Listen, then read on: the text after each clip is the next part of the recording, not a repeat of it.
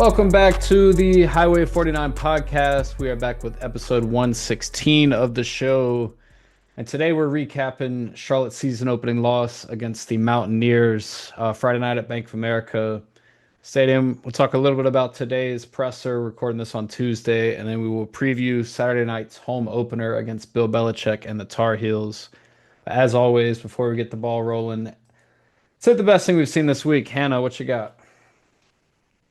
Gosh, I feel like the best thing is just college football being back and so many good games. I mean, so many storylines that we saw unfold on Saturday. I got to give props to Jeremy. I mean, FSU, that was honestly the best thing I saw.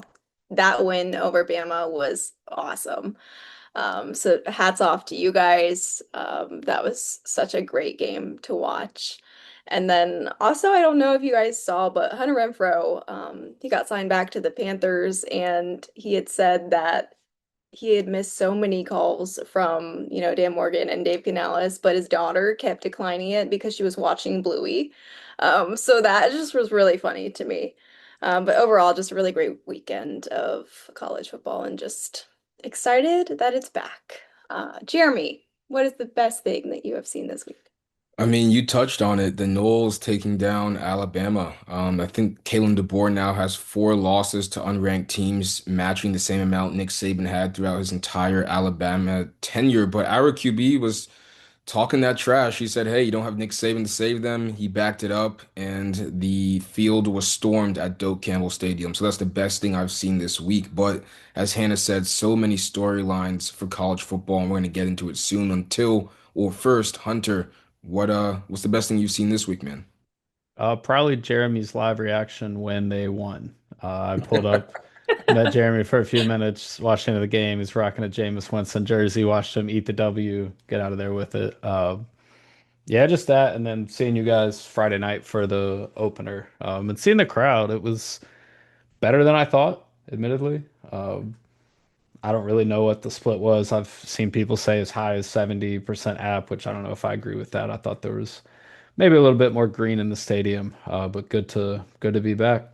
Yeah, one quick extra one. I guess thank you to Charlotte Sports Foundation for giving us all, or for the Duke's Mayo Bowl for giving every reporter there a tub of mayo with Yeah. yeah, there it is. Hunter's got it right there. So I need to get a Sharpie. I need to put the date down and the score so I can remember that. But yeah, I guess that was a little Maybe not cool the touch. score. Maybe not the score. Yeah, just the date. Maybe it's the A date. cool touch. Yeah. Yeah. Getting into the game a little bit, I thought the scoreboard was a little bit better than the game itself was. It could have been worse. There are a couple of big plays that were overturned, and then we'll get to all that here in a minute. I want to just open up to you guys first, just kind of takeaways from the App State game. Start with Jay and then go to Hannah. Just overall, what were your first impressions of Tim Albin's era as head coach? Um, it looks like they're a new team. It Yeah. looks like it's a whole new roster. It's funny because I remember talking about this on the podcast and hearing it from Tim in last week's presser, Tuesday media availability, when he was talking about how, all the problems that Charlotte is going through, App State is also going through. And it didn't seem like that at all. It seemed like App State knew what they were doing. It seemed like they had a team that was cohesive, they had chemistry and all these things. And I think it went down to the offensive and defensive line. So, quick takeaways, I guess, to start out with Tim is simply that when you're backed in the corner, when you're losing at the line of scrimmage every play, and once that's happening, it's hard to, I guess, make a mark in the game. Yeah, I definitely agree with that. I mean, you hit it on the nail right there. They looked like a new team. And that's exactly what I took away from it. I feel like it kind of felt like last year's team right off the jump, just a little bit. Just as far as the offense goes, no consistency in the quarterback position. That was just something that I saw right off the jump. Obviously, Conner Harrell was still getting his feet wet with the offense. But not a lot of offensive rhythm. I felt like for Charlotte, it just looked really hard and they struggled to move the chains. And for App State, it just looked so easy. I know throughout the night, Jeremy and I, that's what we were talking about the whole time, that it just looks so easy for AJ Swan to get the ball out of the pocket. Like he had ample time. And the defense at first for Charlotte looked really good. Hey, Bede. The defense for Charlotte looked really good. I would say like the first quarter of the game, second quarter even going into half of it, but definitely the interior of the defense needs a little bit of work. A few bright spots, but ball security, big takeaway, moving forward.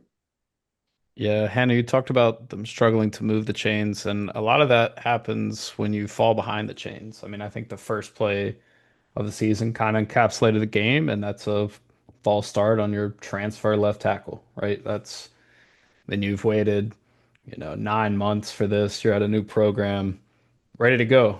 But when you have seven penalties, I think six of them are on the offense, four of those being on first down. I mean, you're derailing your drive. Tim Albin said it after the game Friday night. If we're off schedule, basically we're cooked. And I think you saw some of that. I mean, they averaged 2.9 yards per play on first down, and their average third down distance is over 8 yards. So they were always, pretty much always in third and a long medium to third and long pretty much every time. Yeah, and last week I touched on how important it was to hit a corner three early and allow Yep. the defense to, respect you. They didn't hit any corner threes because they returned the ball over before you could hit the corner three. Not literally, but like in a basketball sense, where they're committing a turnover before you can even allow yourself to force the defense to adjust to what you're doing. So yeah, that's a big part too, because I'm thinking back to all the things we wanted to say, all the things that we said would be keys, and I don't think any of them happened in the game. And I think we talk about like the corner three for Charlotte, like something to make them respect a part of the offense. That was the Conner Harrell run game. That's the design QB runs, whether it's the options, whether, like I say, it's just scrambling. But for the first half, he didn't do that. I mean, I think he had two carries for 4 yards at halftime. He got loose a little bit late. At that point, you're down three possessions, and it doesn't really matter. I was shocked there wasn't more of that because if you're going to stand in the pocket and throw, I think Grayson Loftus is the better player. But if you are going to break the pocket and do things with the run game, then I think it makes sense to have a Conner Harrell out there. And we asked him today, I think Nick Carboni asked him, is Conner your starter? And he said, yeah, for sure. And I think we got the hint of that at the end of the game when you see Harrell exit the game, I think the second to last play of the third quarter, and he came up like he had just tore something in his whether it's hamstring or whatever, but apparently it's just a leg cramp. A couple plays later, he's right back in the game. And he did throw his first and only touchdown to EJ Mason on a slant pattern. I do want to say real quick some positives for Harrell. He did stand in and take a couple hits while he made some throws, a lot of them being slant patterns. And when he did run, positive things happened. But he's going to have to do that moving forward if it's going to make sense to run with him as the one. Yeah, I mean, staying here, question for both you guys. Tim did say that it's hard to play QB when the running game isn't there, how it wasn't there on Friday night. How big of a factor do you think that plays into Connor himself not running it? If you can't allow the running game to get set first, and then maybe you can branch off with the QB, the QB runs. When the running game isn't there in the first place, how difficult does that make him to be able to go and use his legs as his best option?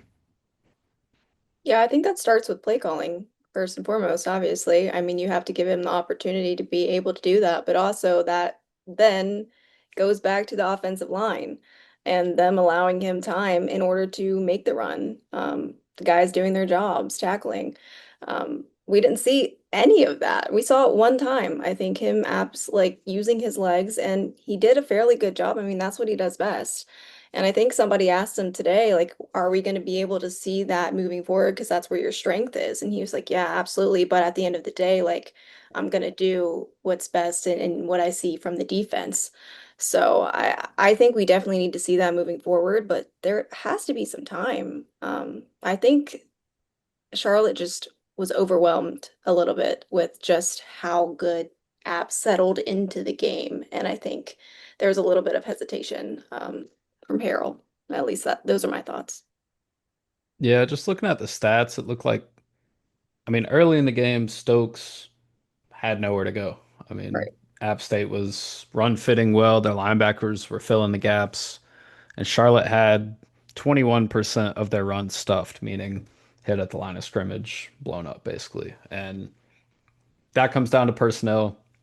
Tim Albin talked about their offensive line didn't show up like they needed it to. They didn't have the talent to match up with what Appalachian State did. I mean, I think Jeremy, your question prompted Tim Albin's comment of, yeah, even if there were no penalties, were no turnovers, like we still lose the game. And Dow Loggins came right in behind him. You brought it back up, and he said, "You're exactly right. Like we prepared for this. We recruited offensive and defensive line, built it inside out, and you saw the result." And that's exactly what it was, right? Charlotte, if their offense is going to improve, it's going to be with getting guys like Sean Brown the ball more. I can't tell you how many times I turned to y'all during the game and said, Sean Brown maybe makes this play, or where is he at? And I got to look at snap counts today, and he is tied for the least amount of snaps on the team at receiver with 10. And his first snap, I think, was that third and long, Charlotte's third possession of the game. They hadn't gotten a first down yet. You need 11 yards to get you 12. Doesn't get another target after that. I think the return of Henry Rutledge, which doesn't sound like it will be this week, will help as well. It's just that gadget guy.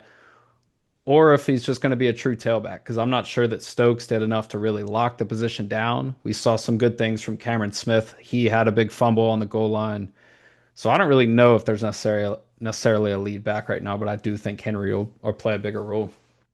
It's good you touched on Sean because one of the positives that Tim highlighted was that they had four wide receivers play 30 plus snaps. And he said we're lacking explosion. So Yep. those two things paired with Sean being tied for the least amount of snaps is puzzling for us at least. Maybe the coaches see something that we don't, but we were in that stadium last year seeing this guy make explosive play after explosive play after explosive play that aren't just explosive, that are also turning the tide and the energy in Jerry Yeah. Richardson Stadium. So when you think of a guy who can be an energizer bunny and give you production like Sean Brown, that kind of just I heard that and said, you know what, note that because you mentioned four wide receivers, 30 plus snaps, and one of those guys isn't Sean Brown. And that's the thing. So you talk the big plays, right? I mean, if you look at it, it looks like Orion Osborne defense last year were the biggest things where they were giving up these chunk plays, right? App State had 18 chunk plays, resulting in 346 of their 586 yards. So, I mean, well over half are coming on the big play. And it felt like they dictated the game for sure with the tempo, but it was also they just took whatever Charlotte gave them.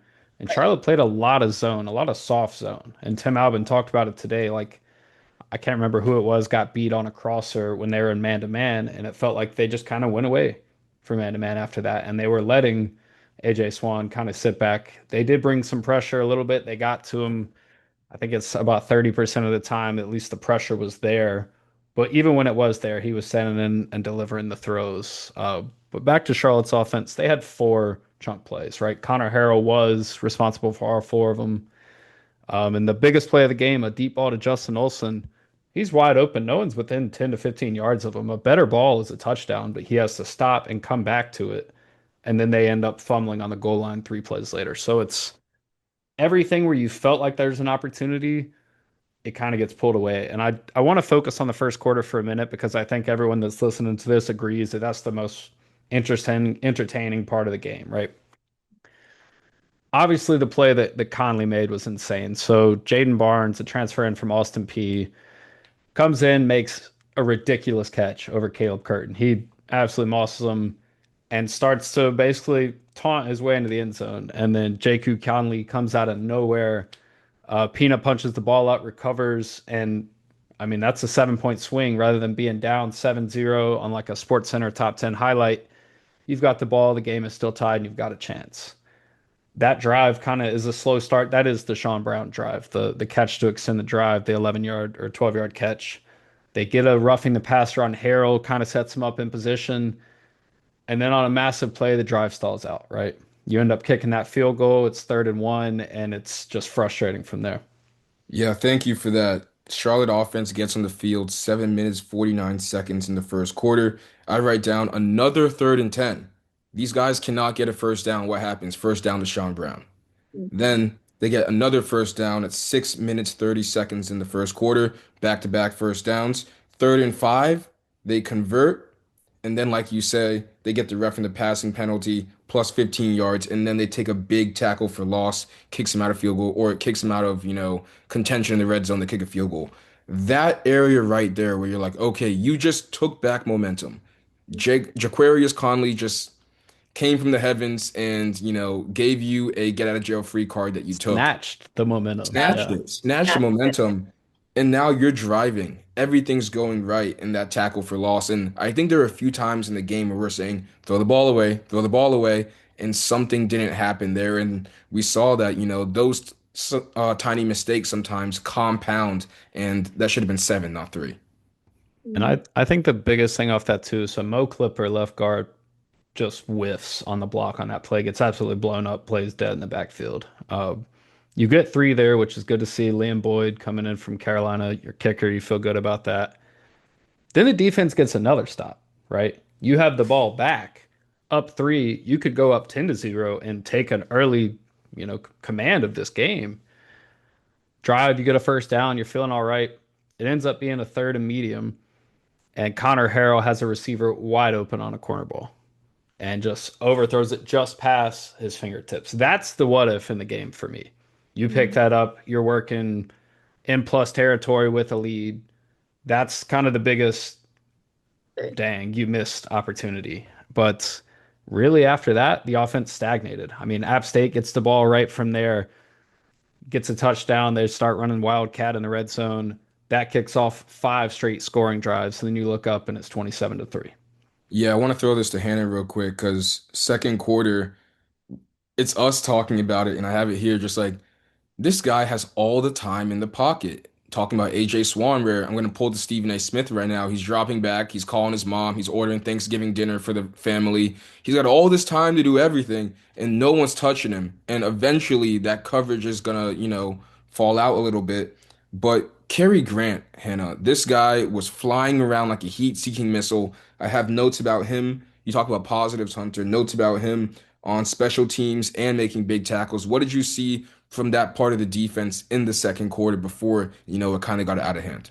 Yeah, I also had Cary Grant as one of my positives down here on my list. But I mean, 7 total tackles, 5 solo. He was a dog. Definitely a bright spot when all else felt lost for the Charlotte 49ers. Just a new face. I think if the defense uses him right, he's going to be really, really good and a great asset for Charlotte. But definitely that second quarter, it was really a whirlwind, I feel like. I agree with you, Hunter, that the first quarter was where the most hope was alive for Charlotte. But I mean, App State with the first touchdown of the game in the second quarter, and then second false start of the day comes from the Charlotte offense, and then another App State touchdown, and the first interception for Conner Harrell. It was just everything started to go wrong, and it just trickled. But definitely Cary Grant, a huge positive. I think he's going to be great for Charlotte moving forward. So, Hunter, you touched on Harrell missing that deep crosser a little bit out of range, right? And that one's on him. That's one of those, hey, if that pass is where it needs to be, first down, you're driving, momentum's in your way. They get the ball back, 8:38 left in the second quarter, and he stands in the pocket and delivers a strike for a first down. They have 3rd and 3, and then you get a false start, 3rd and 8. Yep. And at that point, you now asking him to do way more than it was. So it's just interesting that as we're talking this through, kind of thinking, man, so the QB made a mistake here, offensive line made a mistake here, and how it all compounds because you need all of those faces, all of those groups to be working in tandem for, to see actual success. Yeah, it's one of those things where it's like it just felt like they couldn't get out of their way. It's like you maybe take a step forward, and then as you mentioned, a false start, now you're 2 steps back. And I mean, it's one of these things, right? I mean, I said earlier, you have four chunk plays all game. That's you're not really going to beat many teams like that. It it is what it is on that front. And I think the third and longs were killer. Like I said, 8.3 average down and distance, and on third and longs of 9 or more yards, they're 1 for 7. So when they were in that situation, that's how you end up converting 28% of your first downs. That's similar to a Mike Miller first or like third down conversion ratio. So you're going to need more from them. But I also think, I mean, they are going to have to run the ball, right? Something's going to have to change on that front, and I think the tight ends will have to be involved too. We saw some drops. Rod Gainey had a drop. Jake Young had a drop. There were a couple that were contested, but you feel like you got to be able to bring those in. I'll be interested to see what they do with the offense, right?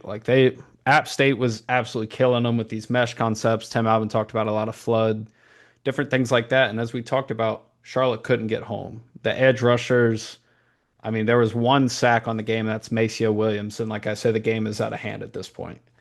Uh, and App State threw the ball really late into the game too, even with Cole, their backup in. Really fast, I want to hit a couple stats for the receivers while we're talking about kind of Harrell. So he threw the ball to 10 different targets, converted to 9 different guys: Justin Olson, EJ Mason, and then CJ Stokes, and then Javen Nicholas as well. All had 3 targets.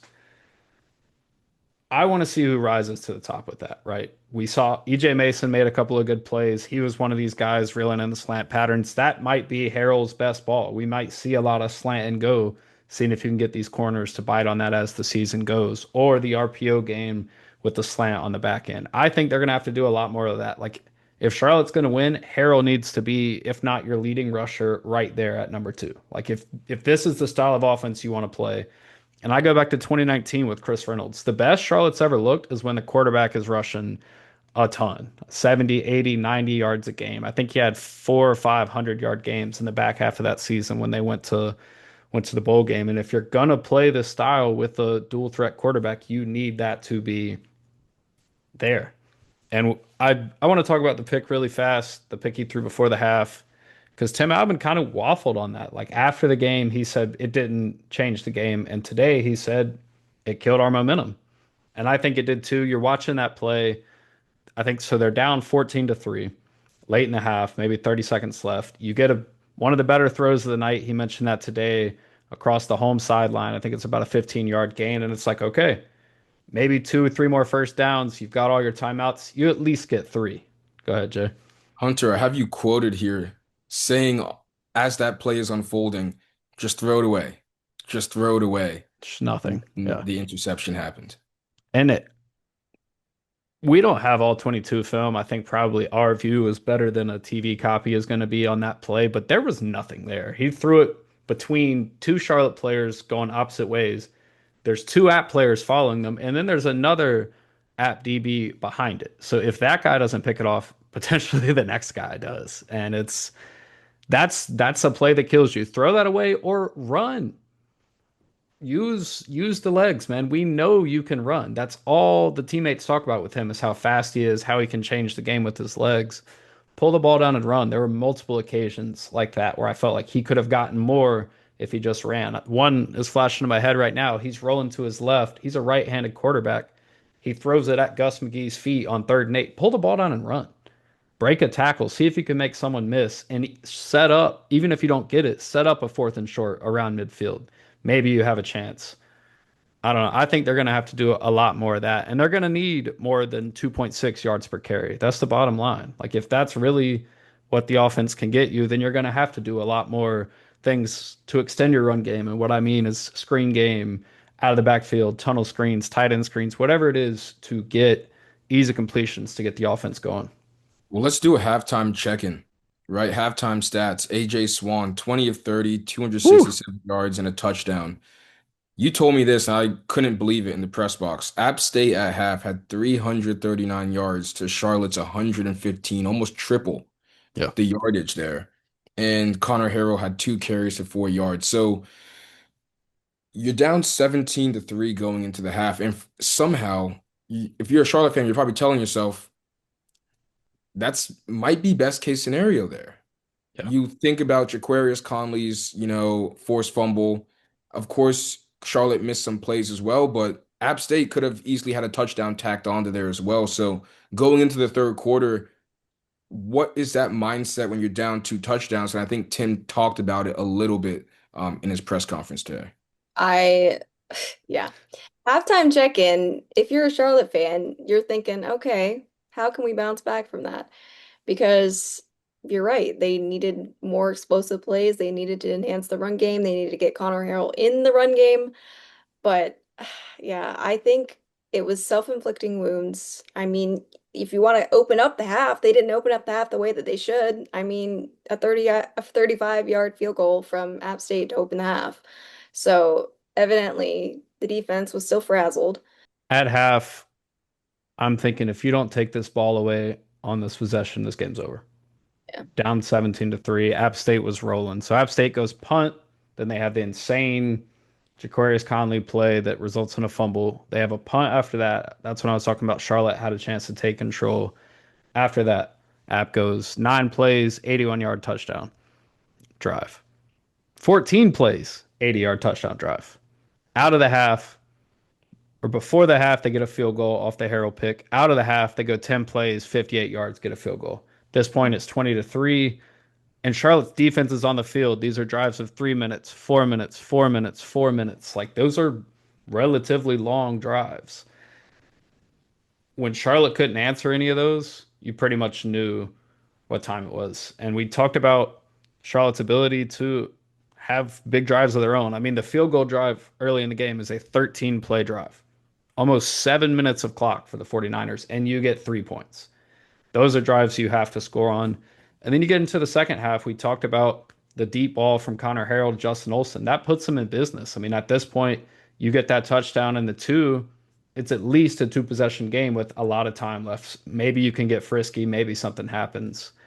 I will say Sean Brown missed a key block on this option play, and Cameron Smith gets absolutely blown up by the defender that Sean Brown doesn't block. That results in the fumble. App State's going the other way. Charlotte is a team that is not going to be very good if they don't get out of their own way. And we have a question in the mailbag later. And Jeremy, you looked at us in the press box and said, knowing what you know after this game, would you have predicted the record the same? And I would say no. Yeah, You I'd say wanted to see you wanted to see a competitive game. You wanted to see Charlotte hang tough. And it, like I say, after that first quarter, it was literally, I mean, it was all downhill. I am interested to see where the defense goes, right? I think the best player on the defense is Shea Taylor. I don't think he played like that in game one. And then I recorded a little video the other day and I said I thought Reed Williford would probably play more moving forward. And after rewatching the game and looking at all the stats, I don't think that's true. I I don't think he played well. I think they need guys like that. I mean, Reed Williford led this team in tackles last year. He was, I think, 77 tackles, the best linebacker on the team last year. The defense missed 10 tackles. That's a ton. And when you're giving up play after play after play where it doesn't feel like you can get to the quarterback, they're taking whatever you want. Someone on that side of the ball is going to have to say enough is enough. And I think we talked to one of those guys today. That's DJ Burgess. He's he didn't get after the quarterback necessarily, didn't have a sack. He was around, and like I say on the rewatch, he flashed. App State had a 4th and 1 inside Charlotte's red zone, and he is maybe a split second away from blowing that play up. That's a what if moment in the game. They're going to need guys like that to step up because I don't necessarily know that there's a lot of talent at the cornerback position, like high end talent. You want to see these guys play better, and they played a ton of them. We saw some good plays from guys like Dwight Boodle, some action from Cary Grant coming from the safety position, but I don't know.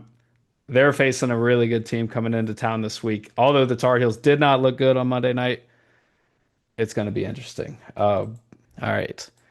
Bottom line of that game, Charlotte's not going to beat teams when they can't run the ball and if the quarterback isn't going to run the ball. And you can't give up nearly 600 yards of total offense. You have to get some pressure or it's going to continuously look pretty similar. Let's hit takeaways from today. Tim Albin had a lot to say about the app game, which sometimes is different. Like in the past, we've had Biff Poggi be like, Yeah, I'm not talking about that. We're on to this week. Tim came in, continued to talk about the heartbreak the team had, how they're responding. Start with Hannah, go to Jeremy. What did you think of kind of the message from Tim today? I mean, I like the honesty. I appreciate how invested he is to the program. I like how he opens up and he thanks everyone for being there and thanks, Mike Hill for the opportunity. I'm glad that he recognized, how much Niner Nation wants to get behind a football team. I really appreciated that. I think the fans will as well if they watch that because that's the honest truth. I think this fan base is dying for a team to get behind. And I think he knows that. And I'm thankful to have, him to be real enough to know that.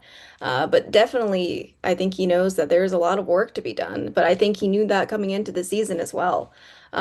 He didn't set any expectation, like we said, and I think he knew that this game was going to be tough, especially this one coming up. I mean, going against Bill Belichick, even though last night the Tar Heels did not look as prepared as I thought they were going to.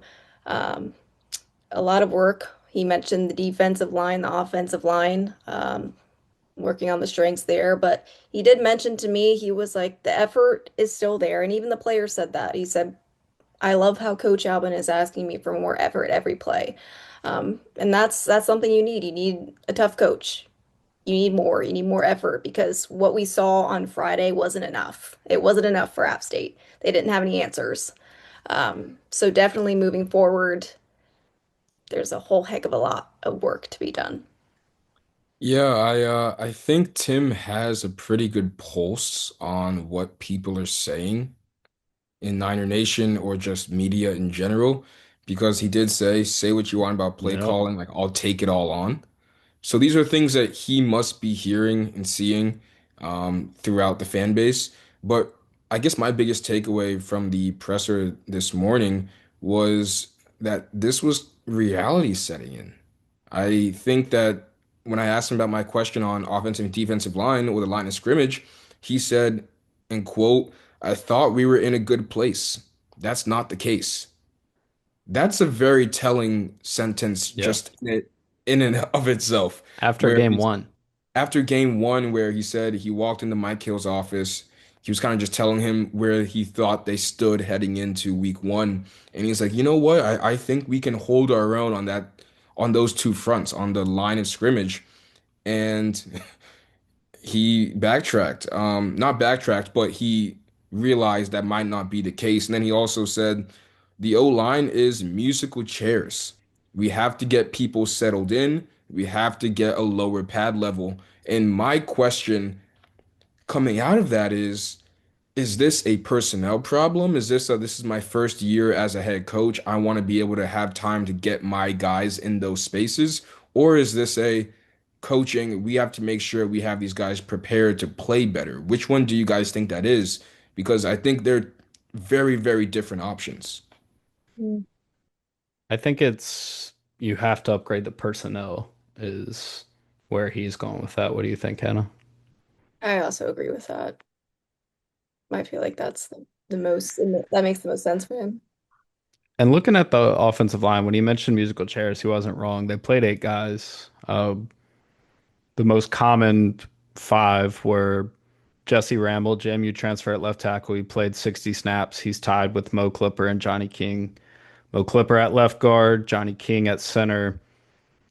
Dallas Shirley played a lot of right guard, and that's filling in for Mitchell Mays, whose waiver still has not been approved yet. And then at right tackle, they had Mason Bowers. So they, like I said, they played a couple other guys. Andrew Adair played, Tyler Gibson played, Devin Davis played. Neither one of those guys made great impressions, at least statistically, on here. They're going to have to figure that out because when I think of a Tim Albin team, I'm thinking about long drives. I'm thinking about QB run with whether it's Parker Navarro from Ohio, Conner Harrell now, and teams that aren't shooting themselves in the foot. Like I said, when you look at this game, App committed 9 penalties for like 98 yards. Like they shot themselves in the foot more than Charlotte did statistically. Charlotte had 7 penalties for 54 yards.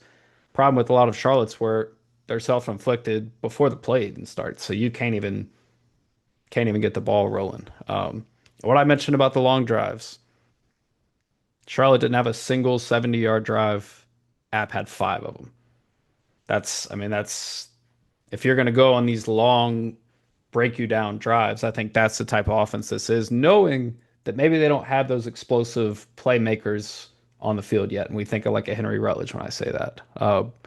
Back to your original question, Jeremy, I think upgrading personnel. And when you look at this team, this roster top to bottom versus last year and even 2 years ago, I think those teams, talent wise, are better than this one.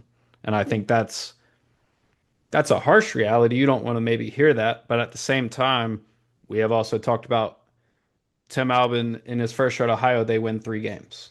The turnaround doesn't take long though, and then you get to those 10-win games. So that's the holding out of hope for the 49ers fans, and I think that's what Tim is working on as far as the class of 2026, understanding the needs that they're going to be looking for in the transfer portal and whatnot. But at the same time, this is a one-game sample size. We saw it against the App team that I think myself included, Charlotte fans thought were vulnerable. I mean, they're coming off their first losing season in program history. They've got a new head coach that hadn't been a head coach before, and they've got the same amount of new guys as Charlotte does. Admittedly, they put the plan together, they put it to action way better than Charlotte. Yeah, I forgot who said it. It might have been DJ Burgess. He said, FIBU is our team kind of mantra right now. The coach tell us, forget everybody but us. Yeah. It doesn't matter what happened in that game.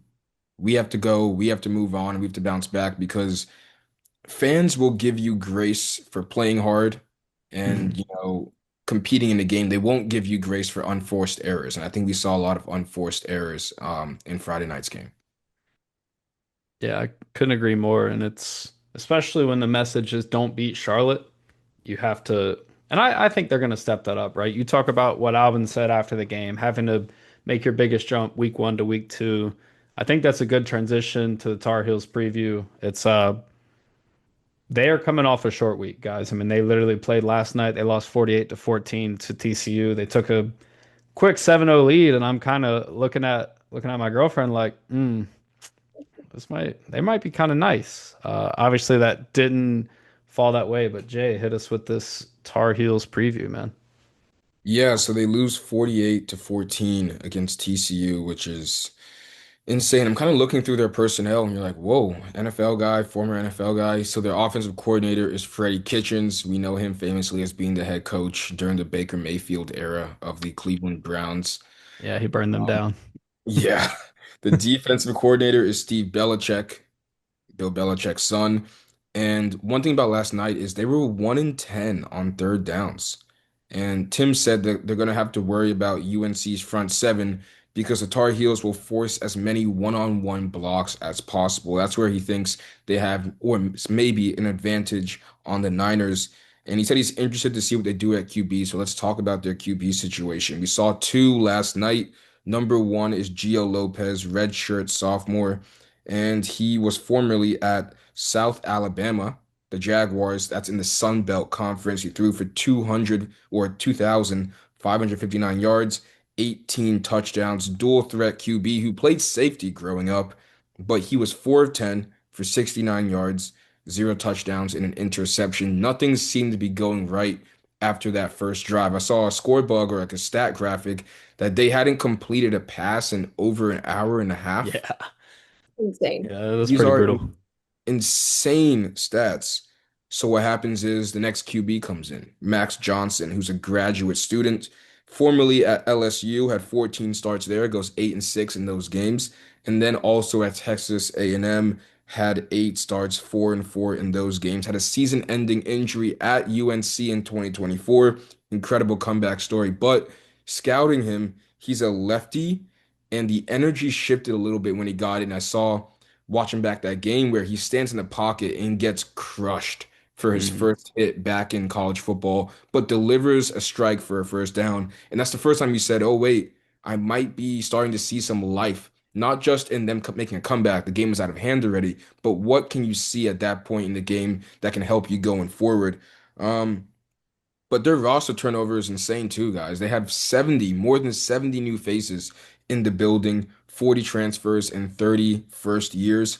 They're the ninth ranked transfer portal and the 36th ranked recruiting class. And it's kind of funny because their best recruits all came from Washington because of Steve Belichick. Sorry, I can't talk right now, as defensive coordinator. So they have redshirt senior defensive back Thaddeus Dixon. They have sophomore linebacker Kamon House and redshirt senior offensive tackle Daniel King. So they have playmakers splotched around, but you can tell that Bill also doesn't have the guys he wants yet in that building.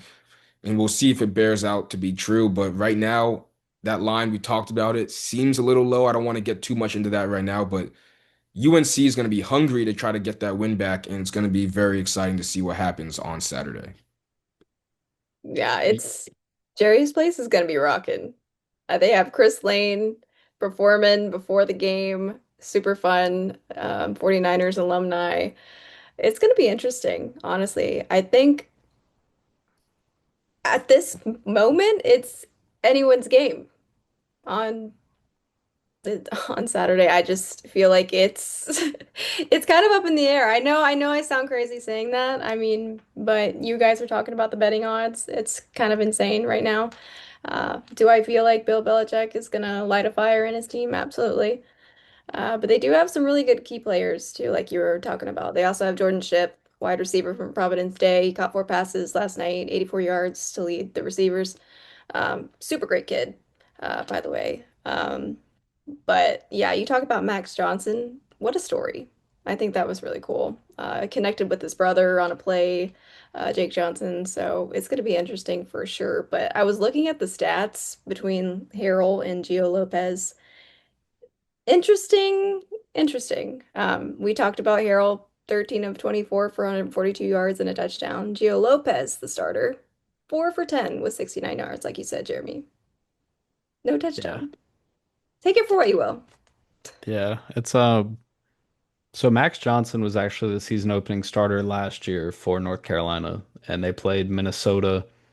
He gets hurt in that game. Conner Harrell comes in after that. Harrell eventually starts week 2 against Charlotte. So just a little backstory on that. I'll be shocked. Like, I mean, Max Johnson looked good. I think he went 8 for 10. I don't have his stats right in front of me. Uh, I think the biggest thing that I noticed in that game, and I was kind of shocked at this stat, I thought that the Tar Heels were blitzing like every play. Like it felt like they were bringing a ton of pressure, Steve Belichick.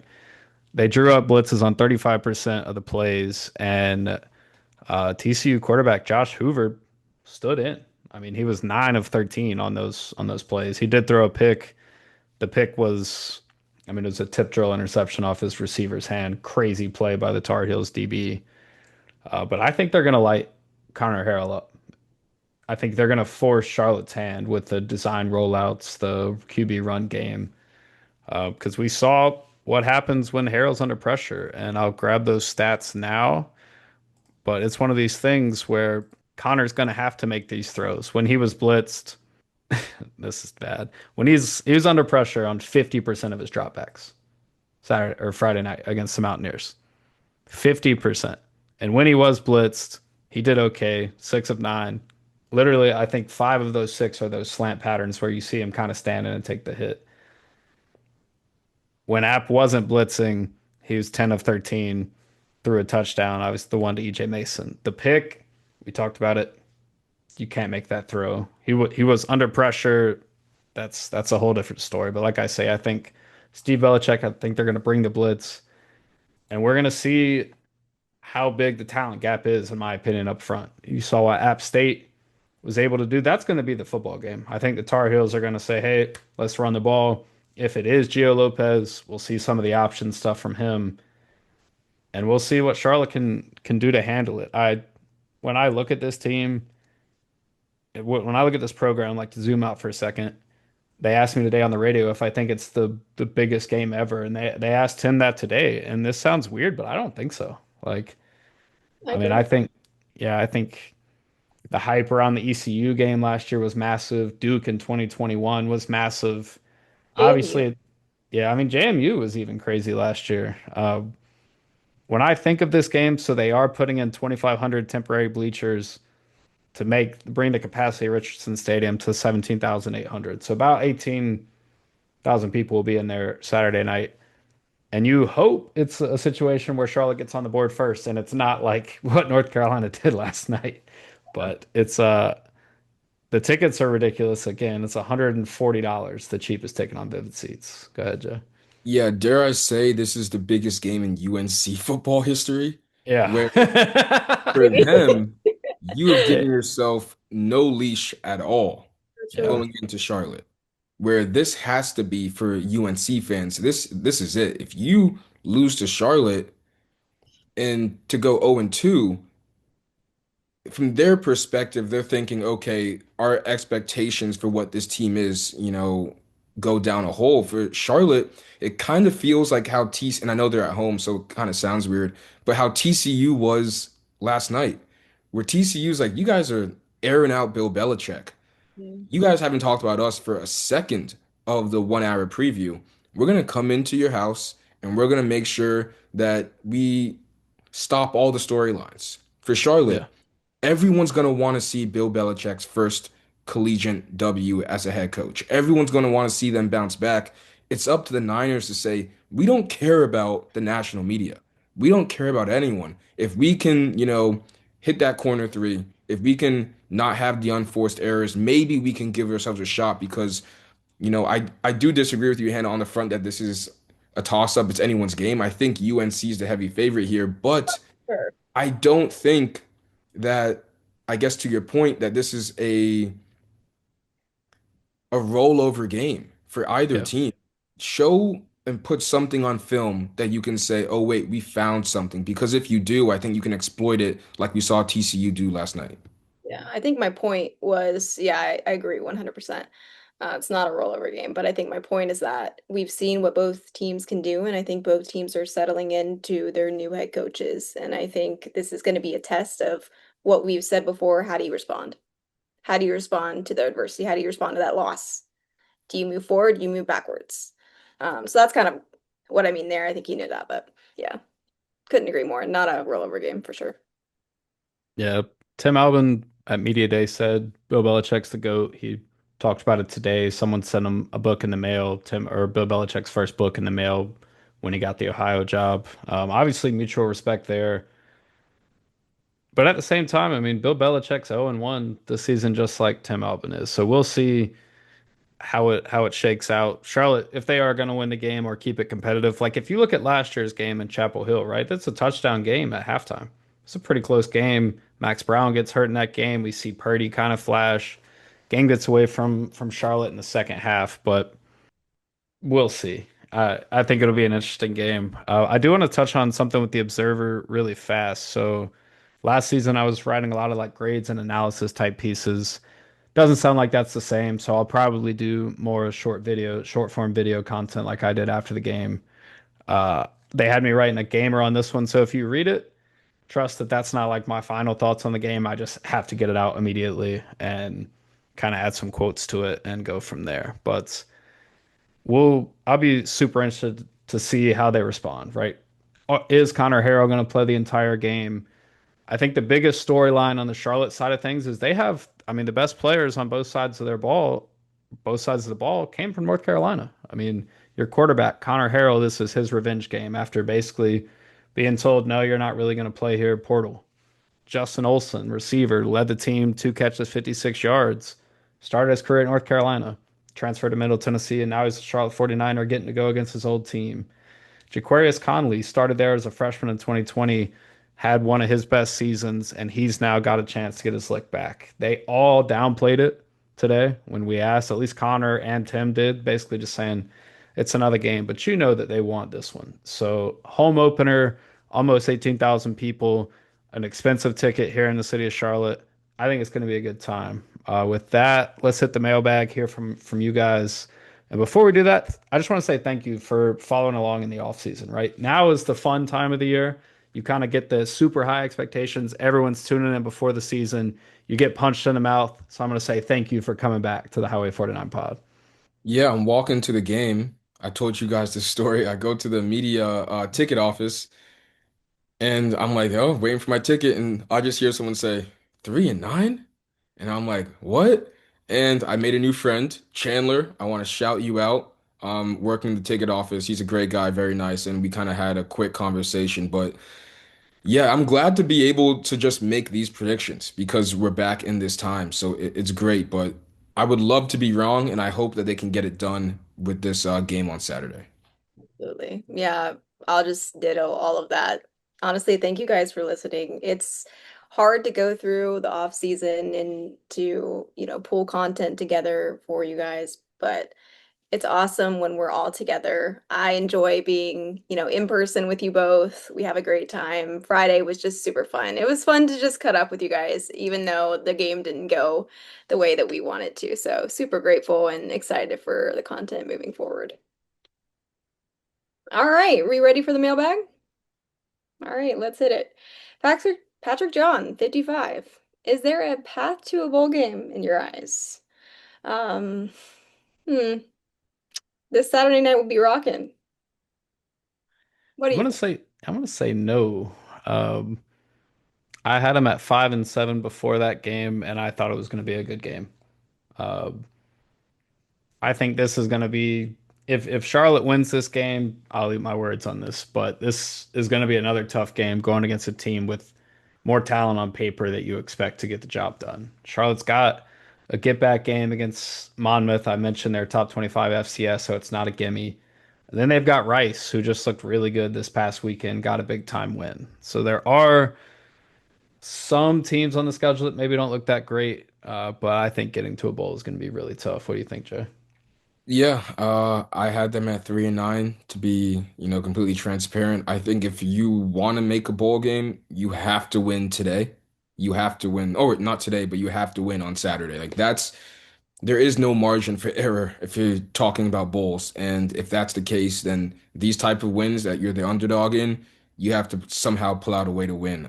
So I'm gonna say no on any chance to make a bowl this year.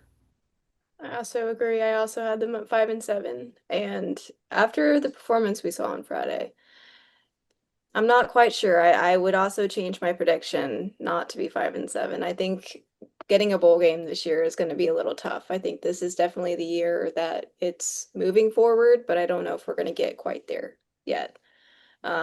Another question. Number one, Tim Albin, advocator. For defense, where did we exactly lack when it came to coverage? Was it miscommunication, skill, or did they just pick us apart really well? I thought that they just picked them apart really well. They sat in a lot of soft zone, as we talked about. It felt like every play, you're like, how is this guy wide open? And then he completes it again, and it just continues. Travion McGee and Caden Schmitz both had rough games in coverage. When those were the primary defenders in the area, AJ Swan was 14 of 14, uh, 2 touchdowns. It was rough, and that's two guys that you expect a safety and a linebacker in the middle of the field, right? Uh, Rough situation there. They're gonna have to generate pressure with four, or there's gonna be a lot of that, right? Because if you start bringing 5 and 6 and pressing to get home, if the quarterback is able to do what Swan did the other night, which is complete 67% of his passes for 368 and 3 touchdowns, it's going to be rough, right? Because they're going to play better quarterbacks than him on the schedule. So, Yeah, yeah. I'm not gonna mince any words here. It looked like TCU was doing a walkthrough. Or not TCU. It looked like App State was doing a walkthrough Yeah. where no one's rushing the QB. He's able to pick out wide receivers in those soft zones like Hunter was talking about. And I guess to answer the question, it all starts at the line of scrimmage. And I think that's why there was such a level of concern from maybe Tim Albin after the game, because he just said, we're not where we're supposed to be.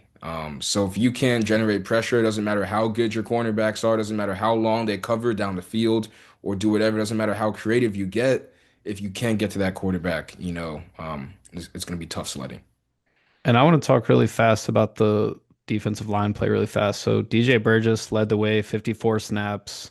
Jalen Johnson, another JUCO transfer, 49 snaps. So your two highest snap guys are JUCO transfers in. And then we saw it kind of dwindle after that. I expected Braden Mullen to play a little bit more. He played 39 snaps. Maceo Williams at 35. Curtis Simpson, who's really a true freshman coming over from the Tar Heels, played 33 snaps. So I think that rotation, like I said earlier, is going to shrink. Like we talked about guys needing to play 30, 35 snaps, but like it's gonna have to rise to the top at some point. I guess one quick bright spot too is when we talked to DJ today, they're completely acknowledging that they did not play Yeah, well. Yeah. yeah. DJ said, "I only hit the QB 3 or 4 times. That can't happen." So if you have your leaders, on defense with that mentality, hopefully that can swing things for future games. And I liked how grateful he was. I think you asked him this question, Jeremy, but he was like, I mean, I played in JUCO, so like any game that I play is a really big game. So I appreciated the humility there. But another question, we kind of answered this a little bit. Bryce at 9, do you see a change at quarterback this week? I don't want a rotating QB room, but at what point will we see that?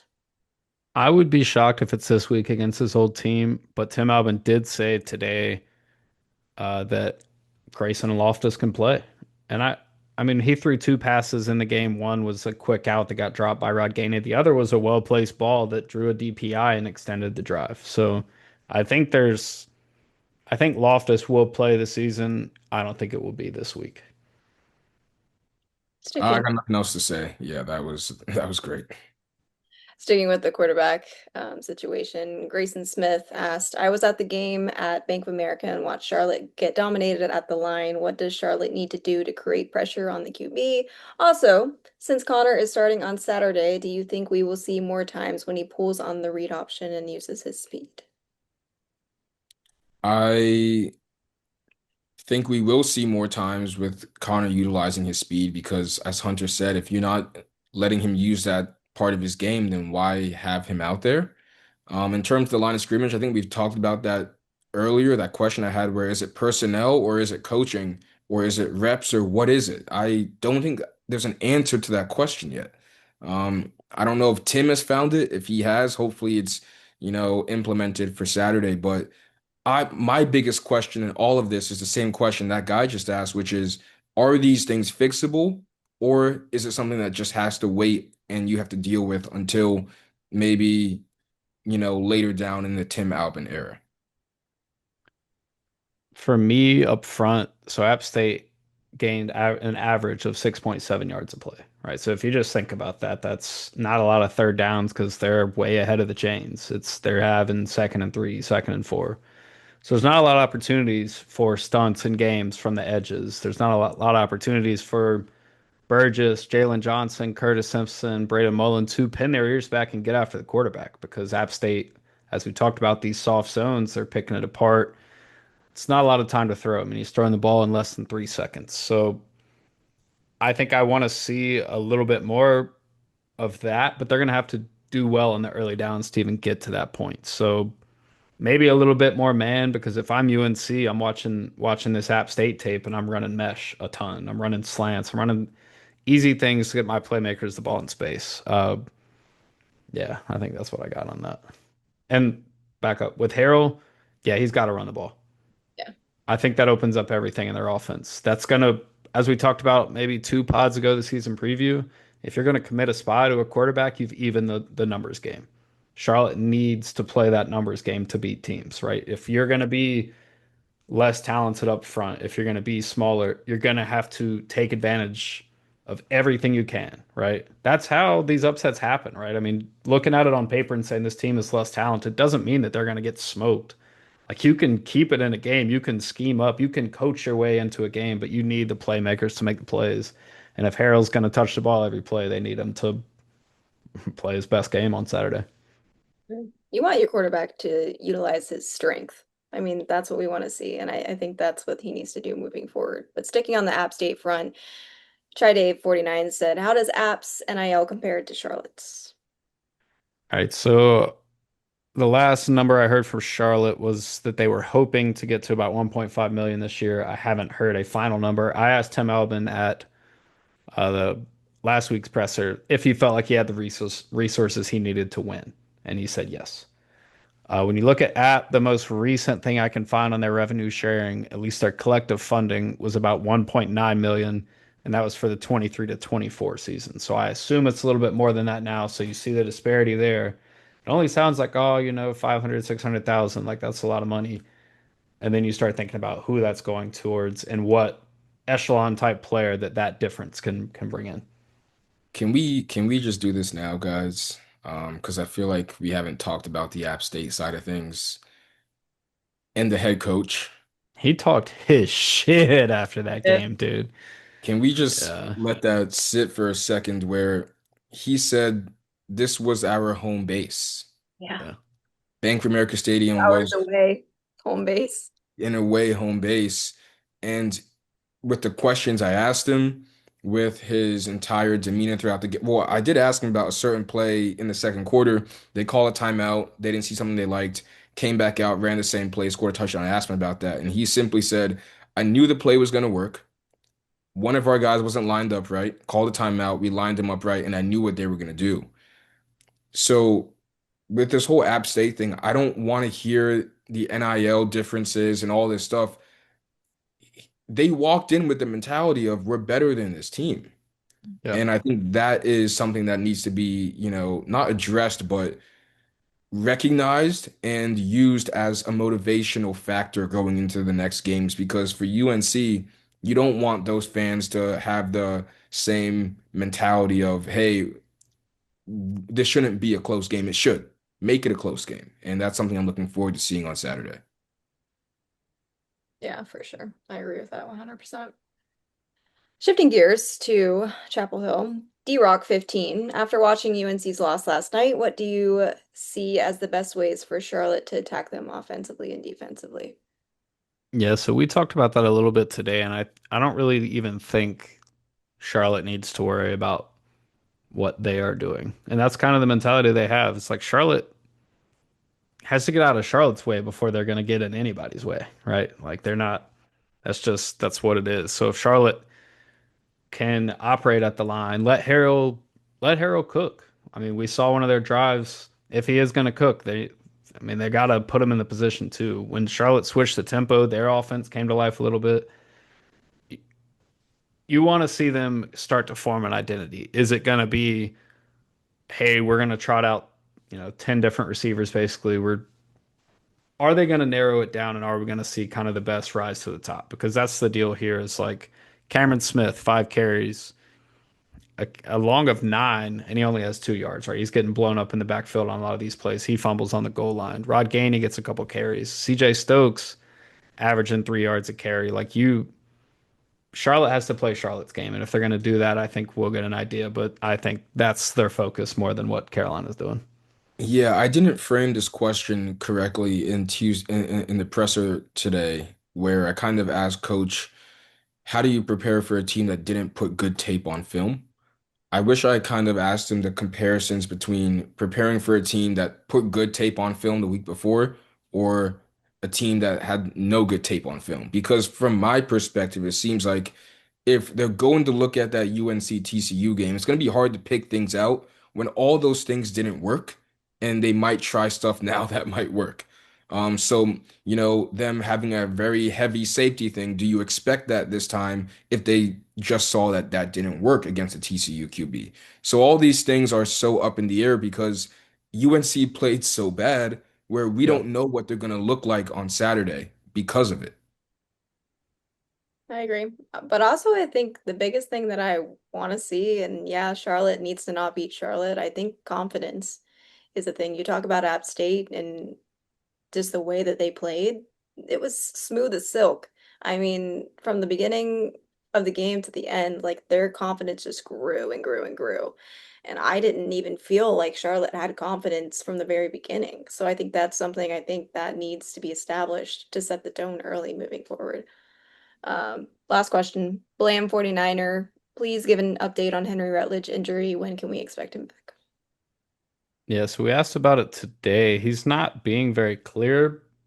He just walked around it and kind of said he's not going to play. So it sounds like Adam Hopkins, receiver, and then Henry Rutledge won't play. So Henry was made available for the game. He's in pads on the sideline. I think they knew the whole time he's not going to play. Uh, but yeah, when we didn't see him out there for punt, kick, return, or running back, it's kind of like, what's the deal? Where's your most explosive player? Do either of you guys know exactly what Tim said? It was along the lines of, we don't want someone to practice and not play or play and not practice. We want you to be able to do both. And in a scenario where Hunter can play, I don't want him to potentially play and then injure himself down the line. Am I getting that right? Yeah, 100%. They suggest. Other than that, he said there's just kind of general bumps and bruises after your first game. I I hope there's not more to the Harrell injury than there was because there's a couple plays even after the cramp where he's coming up kind of gimpy, and I caught that on the rewatch today. Uh, I guess we'll know about that pretty quick as soon as this game starts. As I mentioned, we can't watch practice.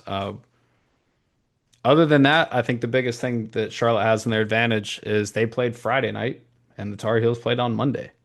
So you have a 3 day advantage to A, break down your film, figure out what we did wrong, and then B, watch their game on Monday night and then begin to dissect what the Tar Heels did and what they didn't do well. Because you see the opening drive of that game and then you see the rest of it, and it's a complete flip. And it's similar for Charlotte. The first quarter on Friday night, they seemed like they had some life. After that, the game kind of crumbles and Appalachian State imposes their will. I think this game will be time of possession oriented for Charlotte. They need some of these long drives. I talked about the 10 plus play drives, what they need to do to kind of get the ball rolling their way. If it's not going to be an explosive offense, you at least have to give your defense time on the sideline. Charlotte had 4 3 and outs, and we talk about a defense wearing down, especially in game one. I think we saw that. I mean, Charlotte went 3 and out on the first 2 possessions, and they put the defense in bad spots both times, and they bailed them out early.